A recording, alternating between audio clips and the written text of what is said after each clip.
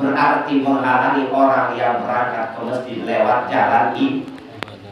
Kalau jalan itu diroyongin, jalannya enak, yang berangkat ke masjid pun lancar, berarti sudah tidak ada halangan.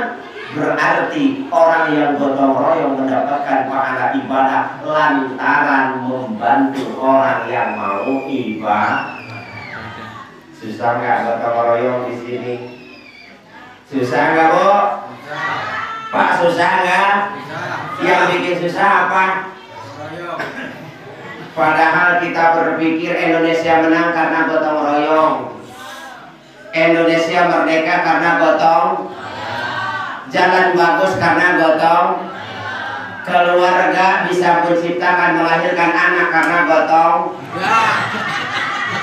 royong, suami sama istri sembarangan. Gotong royong paling sedikit itu jumlahnya 2, 1 bapak, 1 ibu. Masa harus saya royongin juga? Wah, katanya biar berkah punya keturunan Ustaz, tak royongin juga sama Ustaz. Males, Bu, kalau udah nenek-nenek udah bawa apa? Gengsi loh ya. Arti kata kita itulah gotong royong yang pertama kita dasari ibadah. Mengadakan acara ini ibadah. Ibadah ini. Kenapa ibadah? Karena hanya mengadakan kue? Tidak. Karena hanya mengadakan air pun tidak. Karena mengadakan apa? Sekarang belum diminum. Jadi ibadah itu banyak macamnya. Jangan pernah kita berburuk sangka bahwa ibadah itu harus kita artikan dan harus kita sadari. Sebab sadar tidak sadar negara kita bisa merdeka lantaran didasari dengan rangkaian ibadah. Buktinya gotong royong.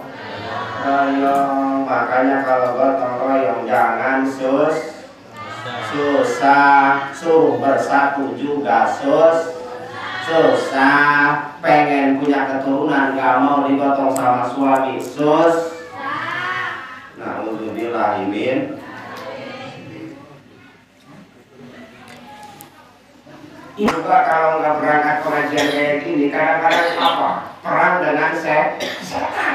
Karena setan sudah berjanji, kalau sudah berjanji di hadapan Allah, aku tidak akan berhenti untuk mengganggu umat manusia sampai aku mendapatkan pengikut dan keluarga dari sing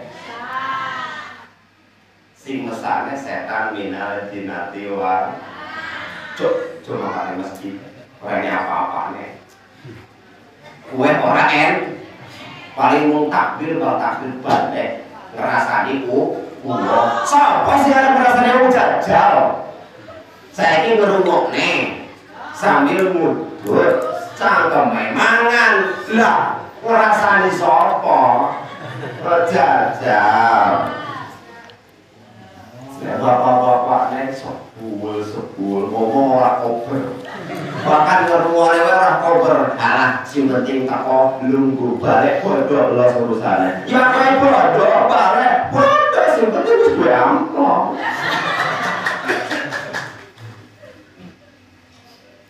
Dan di Ustaz matre katanya. Bukan matre, Bu, ini cuma ngingetin kalau lupa. Subhanallah wa bihamdihi.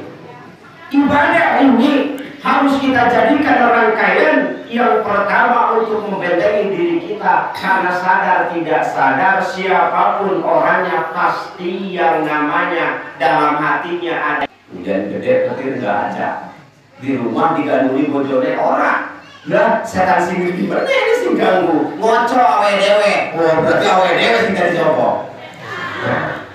Ibu-ibu juga kayak gitu. Berangkat ke pengajian, ada tamu dari mana? Alam gaib. Gak bisa kelihatan Pak kalau tamu alam gaib. Ya, nggak apa-apa, nggak boleh masuk ke mas. Aduh, hujan gimana? Daripada saya berangkat ke petir gitu gini, gimana? Nggak apa-apa.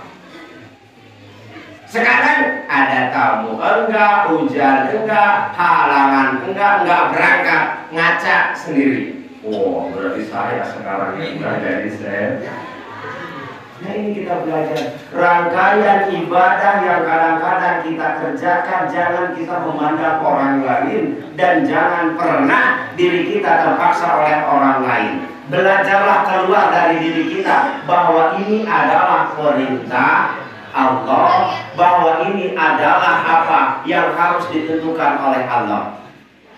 Yang namanya satu apa? Ibadah. Jangan dijadikan suatu kewajiban biar tidak tertekan dan terpaksa. Kalau ibadah dijadikan kewajiban, maka diri kita akan tertekan atau terpaksa. Lantas ibadah harus kita jadikan kebutuhan. Kalau ibadah dijadikan kebutuhan, susah nggak susah, senang nggak senang, akan kita kerjakan. Nggak beda seperti beras. Kalau beras, mencari beras dijadikan kewajiban, otomatis paksa kita. Tapi jadikanlah kita mencari beras dan mencari makan itu dijadikan suatu kebutuhan. Jadikan kebutuhan yang terpaksa, karena kalau kita nggak makan positif lapar. Kalau lapar nanti tenaga kurang. Kalau tenaga kurang, nyawa kita juga akan terancam. Kalau nyawa kita terancam, akhirnya kita meninggal dunia. Nah ini yang pertama. Karena dimanapun paham. Maka ini yang pertama, masjid adalah benteng dari gangguan setan. Makanya jangan jauhi diri kita dari masjid. Di antara orang yang akan masuk surga, yang pertama orang yang dari rumah banyak salah. Di rumah soleh, di rumah banyak salah. Arti kata itulah sifat manusia yang harus kita berusaha terus untuk mengintrospeksi, menyadari bahwa diri ini memang bukan makhluk yang sempurna, tapi melainkan makhluk yang sedang mencari kesempurnaan. Salah wajar, namanya manusia. Kayak bapak-bapak, saya pengen cari pemimpin yang benar. Nggak ada pemimpin yang benar malah malaikat. Kalau ada salah, ada benar, wajar. Kayak bapak berarti tadi minta maaf, saya selama menjabat ini banyak kesalahan gitu-gini. Wajar, namanya manusia pasti ada salah. Benarnya banyak, salahnya sekali, tapi orang kadang-kadang terus aja ngomongin kesalahan. Gitu, namanya manusia. Padahal benarnya banyak, salahnya sekali, wah sebulan gak hilang-hilang. Itu sifat manusia. Makanya kalau ibu dan bapak pengen cari manusia yang sempurna, yang benar, nanti tak kasih tahu. Ibu meninggal dulu, tak pesenin sama malaikat, tolong temui malaikat Jibril. Nah, itu makhluk yang benar. Karena malaikat Jibril nggak punya nafsu. Ya kalau kayak saya, wajar kalau salah-salah sedikit. Namanya kita manusia. Manusia al-insanu makhluk khata' wanisya. Tempatnya salah dan lupa. Kenapa ya? Saya ketemu sama Pak Haji. Pak Haji kok jelek betul menatap saya. Jangan engkau menilai seseorang itu jeleknya, tapi nilailah baiknya. Giliran lebaran ibu dikasih THR 100.000 ewan. Satu kali melotot ibu bencinya, naudzubillah dimindari. Padahal tiap lebaran dikasih apa? THR. Kayak Pak Pratin, saya nggak pernah sakit hati sama Pak Pratin. Justru saya doakan mudah-mudahan panjang umur. Kenapa saya doakan panjang umur? Ya suatu saat kalau Pak Pratin saya doakan, Pak Pratin ingat saya. Ya sebelum nanti ini ingat si Ahmad itu yang kurang doain. Tak kasihlah kalau bisa saya. Subhanallah, maaf Pak Pratin, mudah-mudahan kalau saya. Ini Bu, kalau saya buka sejarah Pak Pratin ini yang pertama menerima saya tanda tangan dari Pokon. Pak Pratin saya terima, alhamdulillah banyak umur, 8 tahun saya di sini. Kalau dulu saya nggak ditanya Pak Pratin, saya sudah kabur Bu. Karena apa? Pak Pratin saya malu, dia melotot gitu kan. Mau kemana lagi? Kemana lagi kata saya? Alhamdulillah, mudah-mudahan sehat, panjang umur.